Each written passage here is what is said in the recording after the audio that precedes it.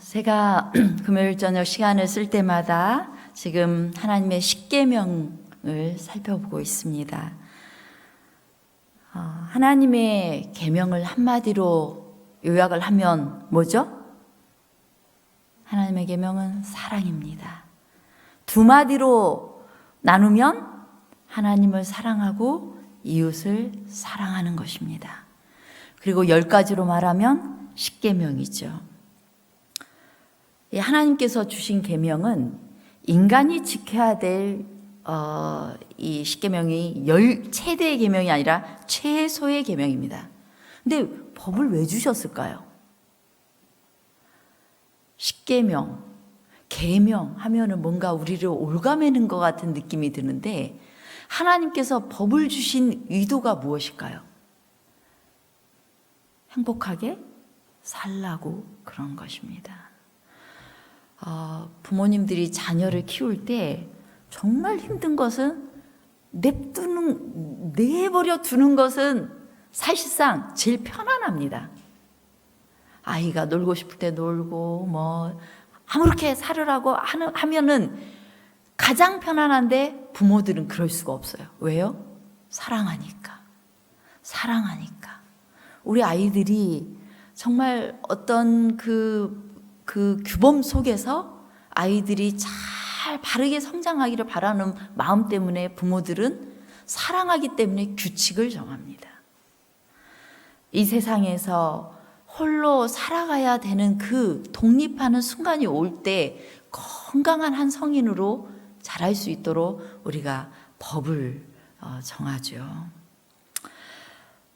그런데 하나님께서 우리에게 가장 최소한으로 너희가 행복하게 살 수 있기를 바라는 마음에서 최소한으로 이것은 너희를 이렇게 보호하는 울타리가 되도록 기억하고 지키라고 명령을 하는데요.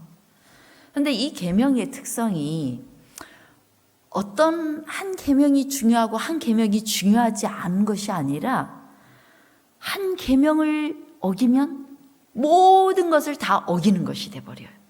그것이 야고보서에 그렇게 기록을 합니다. 누구든지 온 율법을 지키다가 그 하나를 범하면 모두 범한 자가 되나니. 이 야고보서의 말씀은 우리를 또 어렵게 만듭니다. 아니, 썼는데 딱 한 가지 잘못했다고 다 무효화되고 법을 어기는 것이 되는 것이라고 한다면 누가 이 법을 지킬 수 있을까라는 생각을 하게 돼요. 그런데 우리가 법을 십계명을 지키는 것을 하나님께서 주시는 능력 가운데서 하나님의 능력을 힘입어서 내가 주님을 사랑함으로써 주님께서 내 안에서 그것을 기뻐하며 지킬 수 있도록 해 주신다는 것을 우리가 믿고 이 법들을 살펴야 되는 것입니다. 이제 이 시간에는 7째 계명 간음하지 말지니라 라는 이 명령을 하나님께서 우리에게 왜 하셨는가? 우리 이 시대가 이 성에 대해서 굉장히 자유로운 시대가 되어버렸습니다. 아주 옛날에 청년들은 성적으로 어떤 선을 넘게 되면 마음에 깊은 죄책감을 느끼고 그것을 하지 않으려고 대단히 노력했어요.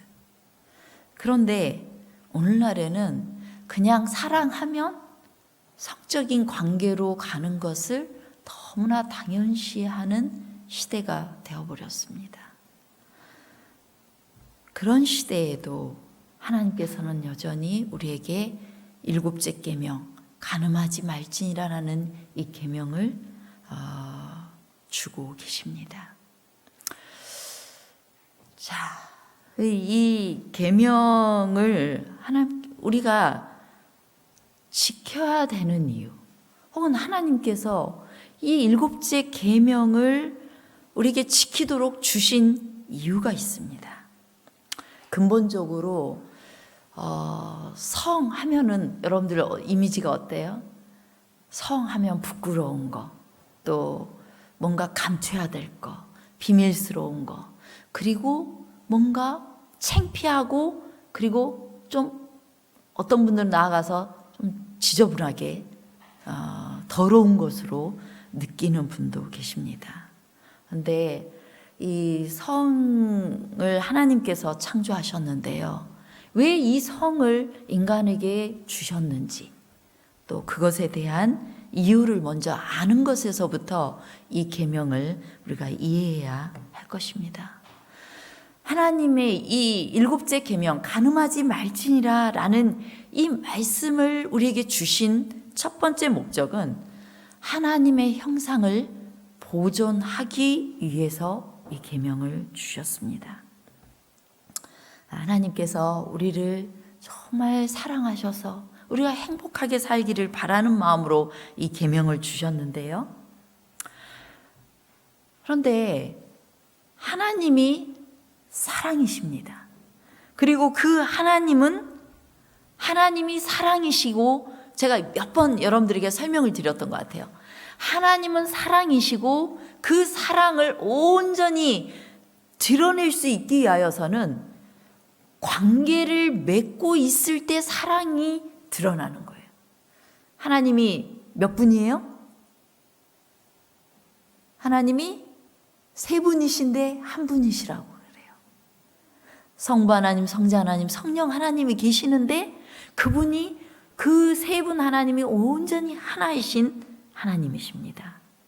그래서 우리가 삼위일체를 우리의 머리로 막 이해하려고 하면은 절대 이해가 안 돼요. 괴물 같은 모습이 그려집니다. 근데 성경에 그냥 엄연히 세 분 하나님이신데 한 분이시라고, 한 분이신 여호와 하나님으로 성경이 설명하고 있기 때문에 우리는 삼위일체 혹은 삼위일명의 하나님을 하나님의 모습으로 그립니다. 근데 그 삼위일체의 하나님이 사랑이시고 그 하나님이 사랑이시기 위하여서는 둘 이상의 관계일 때 그게 설명이 가능해요. 하나님은 세 분이시기 때문에 사랑을 온전히 드러내실 수 있는 분이시고, 하나님은 관계의 하나님이십니다. 관계 속에서 온전한 친밀감과 또한 행복감을 누리도록 그렇게 하나님 자체가 그렇게 되어 있으신 분이에요. 그래서 하나님께서 인간을 창조하실 때 사람을 하나로 안 만들고 둘로 창조했어요. 남자와 여자로 창조했습니다. 그리고 두 사람이 만나서 성을 통해서 자녀를 또 창조하도록 그렇게 계획하셨어요. 하나님께서 별로 아쉽지 않은데 우리가 우리의 형상을 따라 우리의 모양대로 사람을 만들자 이렇게 계획하셨어요. 그리고 그렇게 실제로 하나님의 형상으로 창조하셨습니다. 왜? 사실상은 이 인간을 창조하신 후에 이 인간들이 죄를 짓고 그 다음에 이 인간을 대신해서 하나님께서 이 땅에 오셔서 십자가에 돌아가셔야 될 것에 대해서 하나님이 다 아셨을까요? 모르셨을까요? 아셨어요. 하나님 아셨어요. 모든 걸 예지하시는 분이시기 때문입니다. 아셨어요. 그런데 왜 창조하셨을까요? 모든 부모 되신 분들에게 질문을 던져보면 여러분 답이 쉽게 나와요. 김근정 사모님은 옆에 예진이하고 윤진이 있는데 이 아이들을 낳으면 엄청나게 좋은 일만 있을 거라고 생각하고 낳았어요. 아니면은 좀 고통도 있고 뭐 이럴 걸 알면서도 이 아이들 낳았습니까? 왜 낳으셨어요? 예? 왜 둘씩이나 낳으셨어요? 최선옥 집사님은 왜 셋씩이나 낳았어요? 응? 왜 낳으셨어요?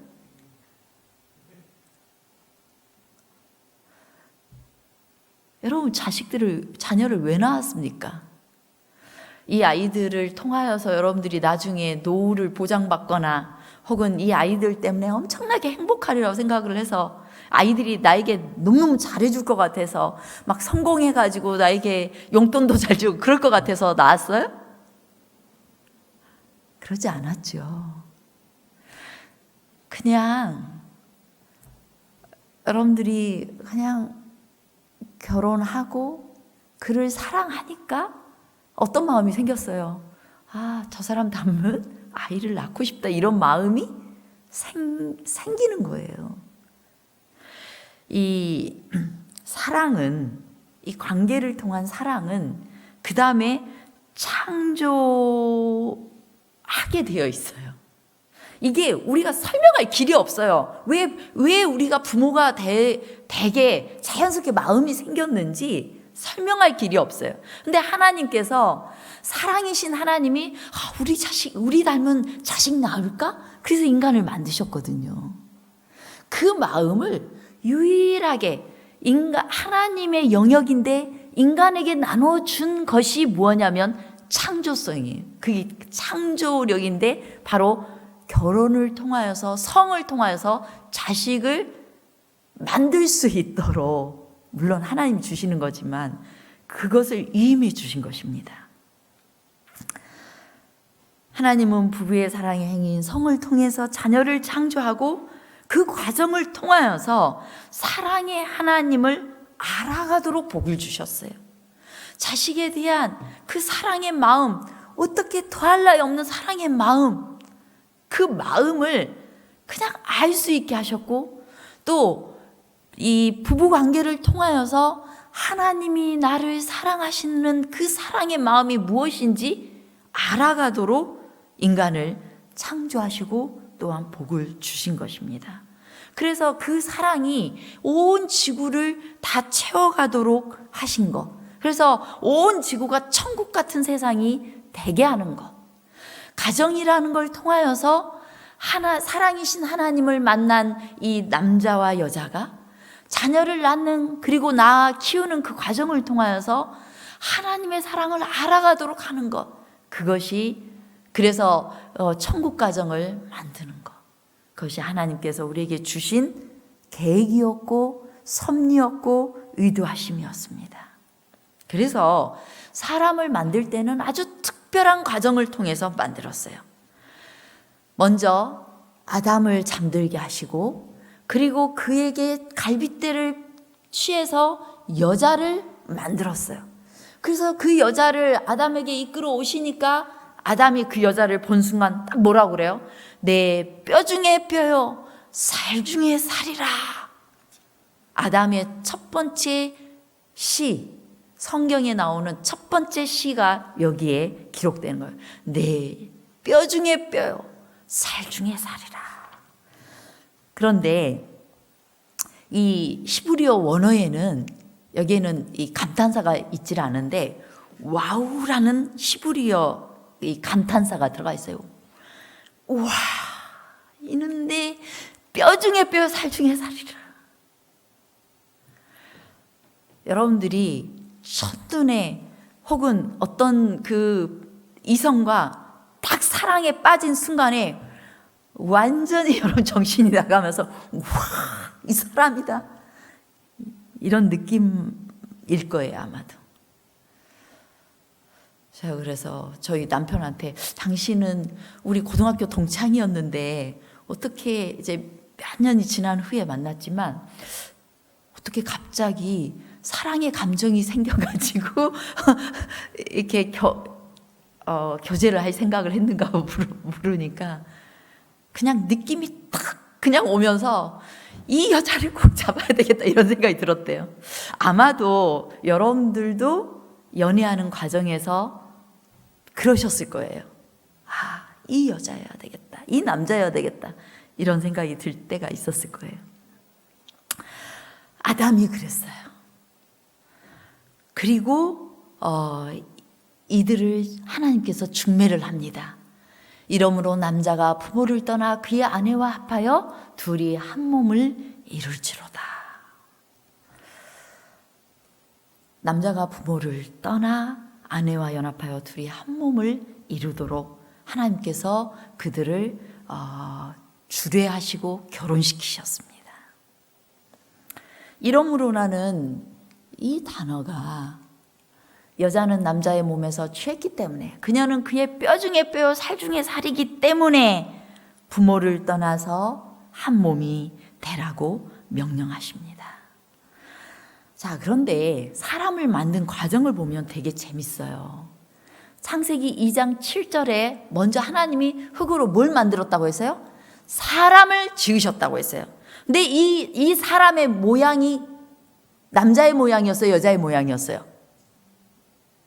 사람을 지었는데 남자의 남자였어요. 남자의 형태였어요. 맨 처음 지은 사람은. 그런데 23절에 보면은 남자와 여자라는 단어가 등장을 해요. 맨 처음에는 사람이라는 단어, 그 다음에는 남자와 여자라는 단어가 등장을 하고, 그 다음에 24절에서 이 히브리어에서는 남자 이쉬, 여자 이샤라는 단어인데, 이 남자와 여자를 또 다시 24절에서 한 몸으로 딱 만드신 거예요. 그리고 이 창세기 2장 7절, 23절 창세기 2장 7절, 23절, 24절의 이 과정을 딱 요약해가지고 창세기 5장 1절, 2절에 보면 하나님이 사람을 만드셨는데 남자와 여자를 창조하시고 그들을 사람이라고 이름하셨다고 그렇게 말하고 있어요. 그래서 남자 한 명만 또 여자 한 명만이 아닌 그들이 관계 속에서 하나님의 온전한 형상을 드러내도록 하셨다는 겁니다. 그래서 하나님을 성경에서 계시할 때 하나님은 우리의 누구라고 그래요? 아버지라고 그래요. 그래서 아버지의 모습을 우리가 부모가 되어서 하나님의 모습을 알 수 있게 하셨고, 그 다음에 또 성경에서 하나님을 또 어떻게 계시해요? 하나님은 우리의 남편이라고 계시를 해요. 우리는 아내라고 계시를 해요. 연인관계, 부부관계를 통하여 하나님을 계시하고 있는 것입니다. 그래서 인간을 이 남편과 아내가 되어서 한 몸이 되는 그 과정을 통해서 하나님을 알게 하셨고, 부모가 되는 과정을 통하여서 하나님을 알게 하셨어요. 하나님을 알기 위해서 우리가 온전히 알도록 하기 위해서 성이라는 것을 창조하신 겁니다.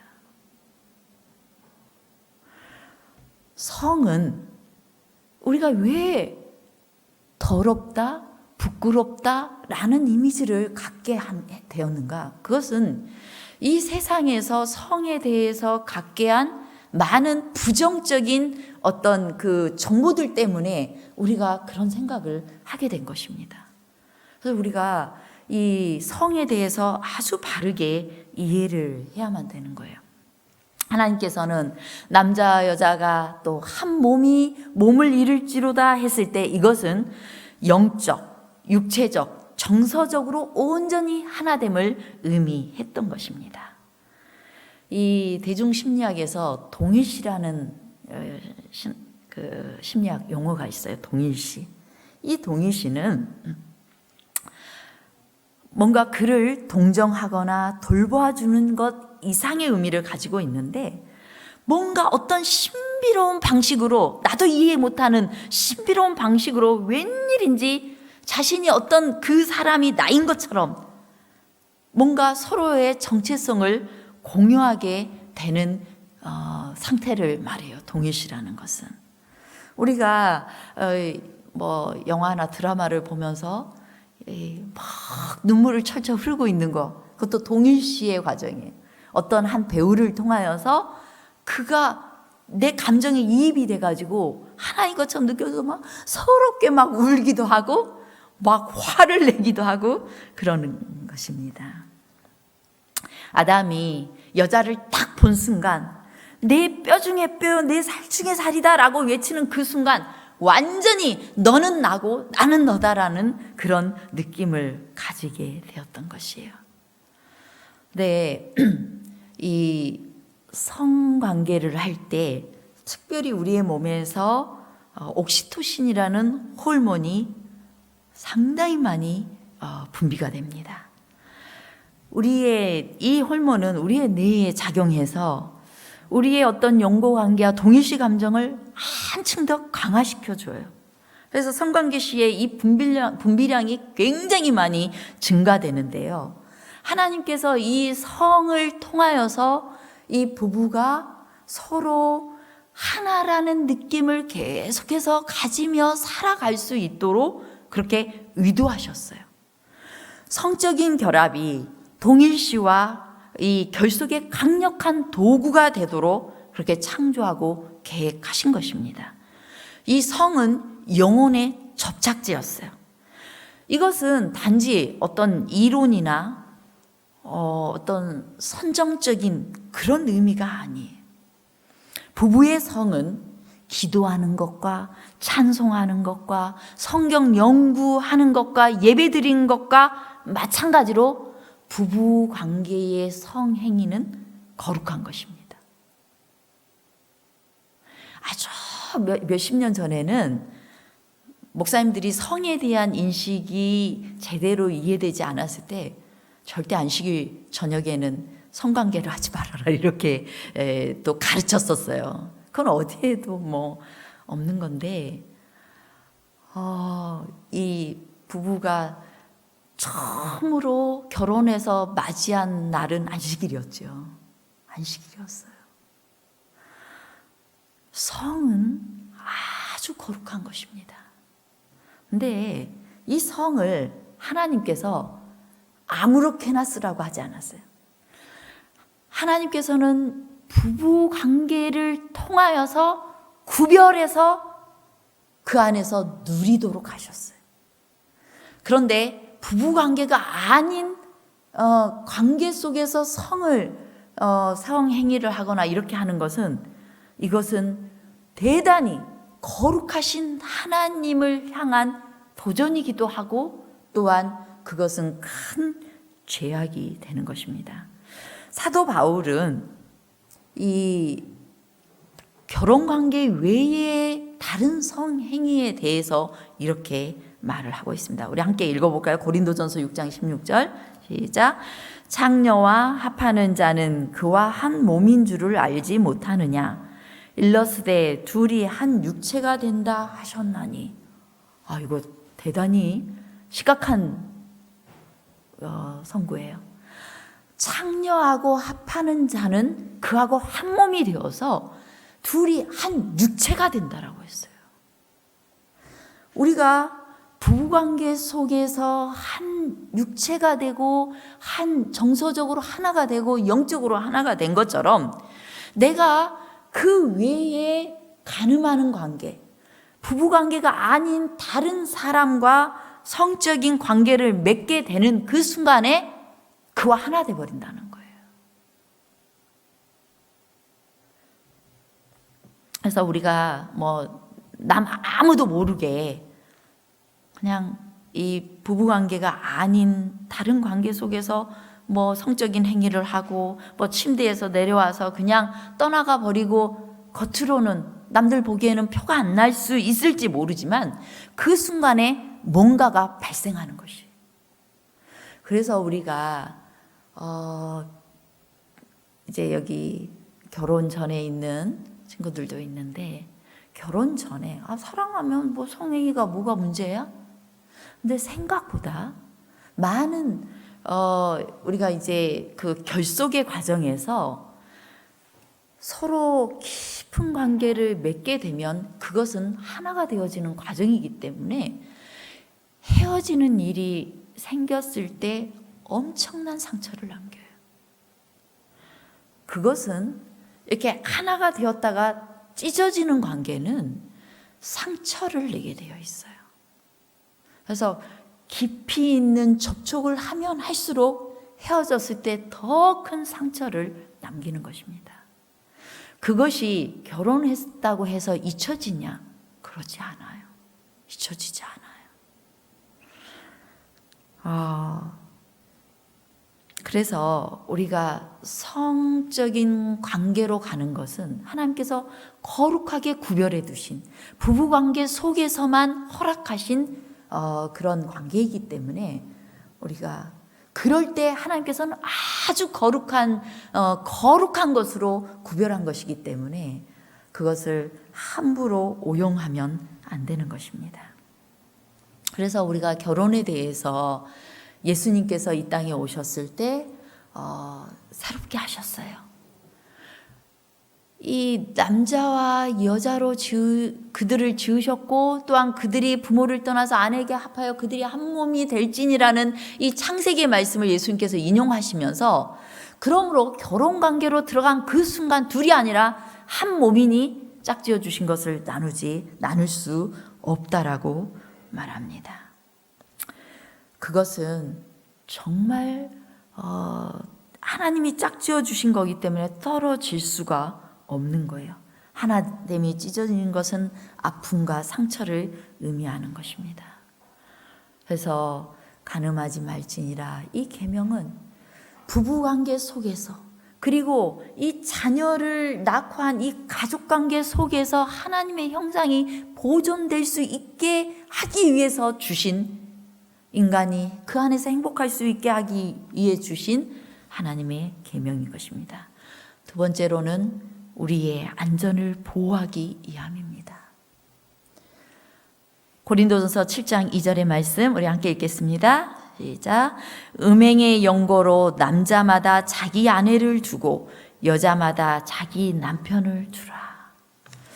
오늘날은 성에 대해서 자유로운 시대가 되었어요. 그래서 많은 젊은이들이 결혼에 대해서 이 결혼해서 부모님들이 행복하게 살지 않는 모습을 본 많은 이 젊은이들이 나는 결혼하지 않겠다라고 이야기합니다. 많은 상처가 있기 때문에. 그리고 그냥 자유롭게 언제든지 편안하게 그냥 만나고 헤어지고 또 만나고 그렇게 하겠다라고 이야기를 하는데요. 그것은 우리를 보호하지 못하는 결과를 주는 것입니다. 하나님께서는 결혼을 통해서 사람을 보호하고자 하셨습니다. 인간에게 성적인 욕구를 주셨어요. 아주 자연스러워요. 이성에게 관심이 갖게 되는 거, 그 다음에 또 이성과 손을 잡고 또 뭔가 결속을 맺고자 하는 이 감정은 너무나 자연스러운 거예요. 그런데 그 자연스러운 욕구를 우리가 식욕처럼 자연스러운 거예요. 그런 욕구를 자연스럽게 하도록 하나님께서 결혼 관계를 주셨어요. 그런데 그것을 결혼 관계 속으로 들어가지 않게 되면은 그 부분에서 꽤 많은 유혹을 당할 수가 있는 것입니다.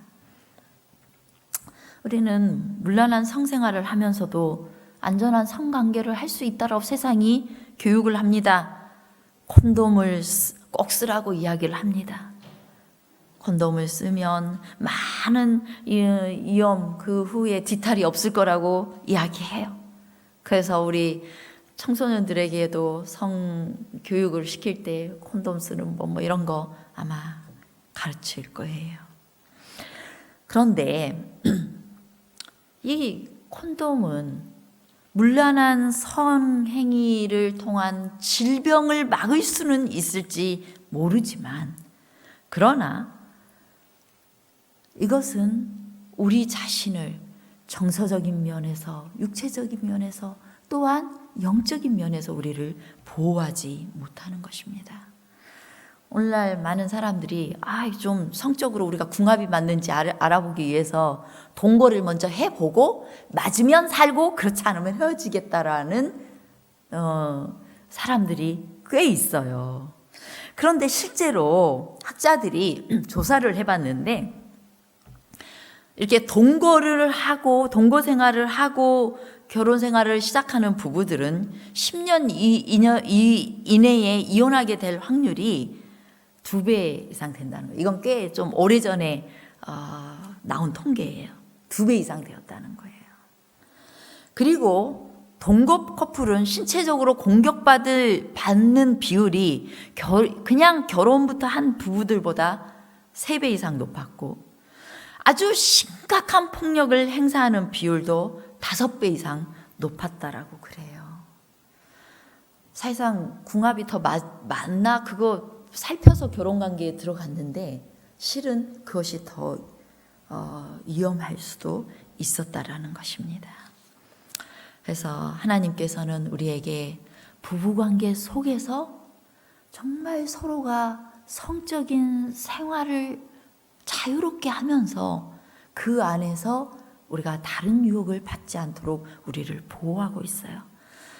하나님께서는 우리에게 이렇게 성에 대해서 명령하고 있습니다. 고린도전서 7장 3절로 5절 말씀을 공동번역 성경에서 이렇게 번역하고 있어요. 남편은 아내에게 남편으로서 할 일을 다하고 아내도 그와 같이 남편에게 아내로서 할 일을 다하십시오. 아내는 자기 몸을 자기 마음대로 할 수 없고 오직 남편에게 맡겨야 하며 남편 또한 자기 몸을 자기 마음대로 할 수 없고 오직 아내에게 맡겨야 합니다. 서로 상대방의 요구를 거절하지 마십시오. 다만 기도에 전념하기 위해서 서로 합의하여 얼마 동안 떨어져 있는 것은 무방합니다. 그러나 자제하는 힘이 없어서 사탄의 유혹에 빠질지도 모르니 그 기간이 끝나면 다시 정상적인 관계로 돌아가야 합니다. 그리스도인이라 할지라도 꽤 많은 분들이 지금은 귀찮아서 나는 그 성에 관심 없어서 우리 각방 써 이렇게 이야기를 해요. 그게 편해요. 그런데 그걸 아주 자랑스럽게 이야기하는데 그건 성에 대해서 오해하고 있는 거예요. 하나님께서는 끝까지 함께 이렇게 성적인 부분을 나누도록 하셨어요. 그것은 손을 잡는 것일 수 있고 서로 안는 것일 수 있고 어루만지는 것일 수도 있습니다. 이 모든 것들이 다 성행위들이에요. 그것을 우리가 하도록 했는데 이 특별히 성에 있어서는 남편을 누가 주관하게? 아내를 남편이 주장하게 했어요. 그것은 서로의 욕구가 있어서 서로에게 성적인 어떤 요구가 있을 때 거절하지 않고 서로를 배려하고 함께 하도록 명령하고 있어요. 그러면서도 하나님께서는 철저하게 부부관계 속에서만 마시도록 그 일을 하도록 명하고 있는데요. 잠언 5장 15절로 19절에 있는 말씀 우리 함께 읽어볼까요? 시작. 너는 내 우물에서 물을 마시며 내 샘에서 흐르는 물을 마시라. 어찌하여 내 샘물을 집 밖으로 넘치게 하며 내 도랑물을 거리로 흘러가게 하겠느냐. 그 물이 내게만 있게 하고 타인과 더불어 그것을 나누지 말라. 내 샘으로 복되게 하라. 내가 젊어서 취한 아내를 즐거워하라. 그는 사랑스러운 암사슴 같고 아름다운 암노루 같으니 너는 그의 품을 항상 족하게 여기며 그의 사랑을 항상 연모하라. 철저하게 이것은 꽤 비유적으로 은유적으로 지금 묘사하고 있지만 서로에 대한 성적 행위예요. 내 집 밖으로 그 성적인 행위가 흘러 넘치게 하면 안 된다는 것입니다. 그리고 즐거워하라고 했어요. 서로 성적인 그 부분을 서로 즐길 수 있도록 남편은 아내가 어떻게 할 때 즐거워하는지, 아내는 남편이 어떻게 할 때 즐거워하는지, 그리고 그것은 생활로 연결되는 것입니다. 생활 속에서 서로 애정을 표현하고 서로를 배려하고 마음을 따뜻하게 해주고 그렇게 하는 것은 하나님께서 우리에게 명하신 것이에요. 그럴 때 이 성행위까지 가는 것입니다. 자, 그래서 우리의 안전을 위해서 두 사람이 서로 행복한 성생활을 할 수 있도록 노력하는 거예요. 간음하지 말라는 이 명령은 전제가 뭐예요? 부부관계 속에서 아주 행복한 그리고 그 관계를 통하여서 나를 하나님께서 어떻게 사랑하시는지를 느끼게 하라는 거예요. 그래서 남편들은 예수님께서 아내를, 이 교회를 위하여 생명을 버린 것처럼 사랑하라고 했고, 아내들은 죽게 하듯이 남편을 사랑하라고 한 그 명령이 바로 이 모든 것을 망라한 명령인 것입니다. 그리고 자녀들을 위하여서, 자녀들이, 이 부부관계가 깨어지면 자녀들의 삶이 많이 깨어져 버립니다. 가장 큰 상처예요. 부부관계가 이렇게 어그러지는 것은 가장 큰 상처이고, 또한 자녀들에게 있어서도 가장 큰 상처가 되는 것입니다. 자녀들을 위해서도 우리가 이 7째 계명에 충실해야 돼요. 이 간음에 대해서 성경은 우리에게 강력하게 경고하고 있습니다. 우리 함께 성경의 경고들을 좀 읽어보겠습니다. 히브리 13장 4절입니다. 시작. 모든 사람은 혼인을 귀히 여기고 침소를 더럽히지 않게 하라. 음행하는 자들과 간음하는 자들을 하나님이 심판하시리라. 고린도전서 6장 9절입니다. 불의한 자가 하나님의 나라를 유업으로 받지. 고린도전서 6장 9절인데 제가 중간에 좀 끊었습니다. 다시 읽겠습니다. 시작. 미혹을 받지 말라. 음란하는 자나 우상 숭배하는 자나 간음하는 자나 탐색하는 자나 남색하는 자나 토색하는 자들은 하나님의 나라를 유업으로 받지 못하리라. 음란하는 자, 간음하는 자, 색을 탐하고 또 남색 가는 자 하는 하나님의 나라를 유업으로 받지 못한다고 분명하게 말씀하십니다. 요한계시록 21장 8절입니다. 시작. 그러나 두려워하는 자들과 믿지 아니하는 자들과 흉악한 자들과 살인자들과 행음자들과 술객들과 우상 숭배자들과 모든 거짓말하는 자들은 불과 유황으로 타는 못에 참여하리니 이것이 둘째 사망이라. 반드시 이 멸망인과 관련한 죄는 이렇게 행음자들, 간음한 자들을 묘사하고 있습니다. 사실상 사단이 이 마지막 때에 가장 크게 공격하는 것이 무엇일까요? 이 간음을 하면 부부간의 관계가 파괴되고 그 다음에 하나님과의 영적인 관계가 파괴가 돼요. 교회에도 그런 일이 발생하잖아요. 그러면 교회가 초토화돼요. 이 일을 사단은 이것을 너무 잘 알기 때문에 가정을 가장 많이 공격합니다. 그러므로 우리가 가족관계가 아주 하나님 안에서 친밀하고 하나로 연합되고 서로 사랑할 수 있도록 노력해야 돼요. 다른 사람이 우리 부부관계의 빈틈을 이렇게 비집고 들어올 수 있는 여지를 주면 안 되는 것이에요. 우리가 교회 생활에서 서로 친밀하게 대하고 서로 사랑해야 되지만 이성적인 관계에서 부부간의 관계를 이렇게 깨트릴 만한 어떤 여지를 주는 것은 절대로 안 되는 것입니다. 그런 노력들을 해야 되는 것이에요. 간음은 우리 마음의 음욕을 품고 있는 것까지라도 간음이라고 했는데요. 그러면 우리 지나가는 여자 이렇게 막 되게 신하고 이런 여자 보면은 여러분들 이렇게 눈이 이렇게 시선이 이렇게 딱 그쪽으로 가요, 안 가요? 가죠? 모두 김근영 사모님이 가세요? 김혁장은 가요, 안 가요? 가요. 그럼 이미 음욕을 품은 건가요? 그건 아니에요.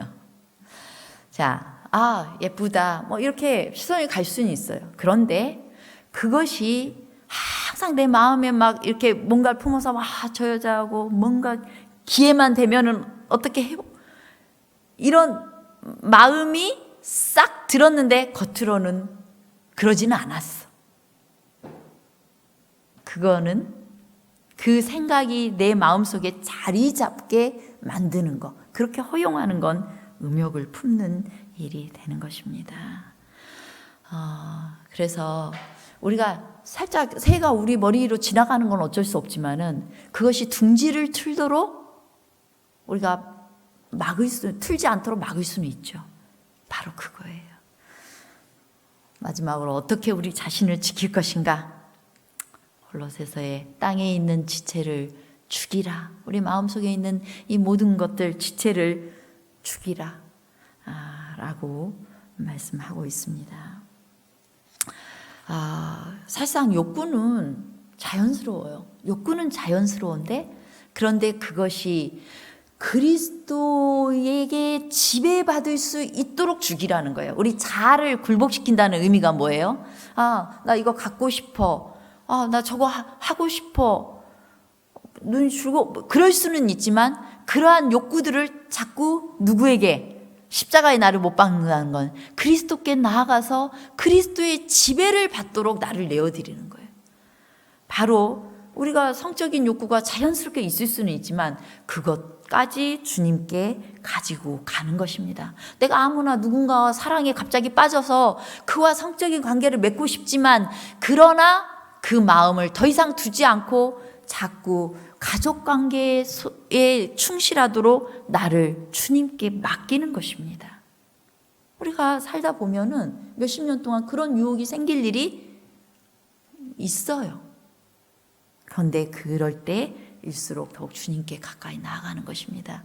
그리스도인의 마음과 품성과 인격에 있는 말씀 읽어보겠습니다. 함께 읽겠습니다. 시작. 한 번 유혹에 굴복한 일이 있는 사람은 두 번째는 더 쉽게 굴복하게 될 것이다. 죄를 반복할 때마다 저항 능력은 감소되고 눈은 어두워지고 죄에 대한 감각을 상실하게 된다. 우리가 그런 생각이 우리 속에 들 때, 혹은 우리가 자연스럽게 세상에 어떤 잡지를 보거나 이런 거 있을 수 있어요. 근데 그것을 우리가 청소년기에는 자꾸 그런 것들 호기심 때문에 한번 볼 수 있어요. 근데 그것에 탐닉하게 되면 한 번, 두 번 반복하게 되면 그것을 흉내내고 싶어져요. 그러므로 우리가 보는 책, 그리고 보는 어떤 영상 이런 것들을 정결하게 하도록 노력할 필요가 있습니다. 그것이 우리를 보호하는 일이 될 것입니다. 우리 하나님께서 우리를 보호하기 위하여 주신 7째 계명에 우리가 충실하고 또 결혼을 하지 않은 여기 청년들도 역시 정말 결혼관계 속에서 하나님 안에서 이것을 누릴 수 있도록 자신을 잘 지키게 되기를 바라겠습니다.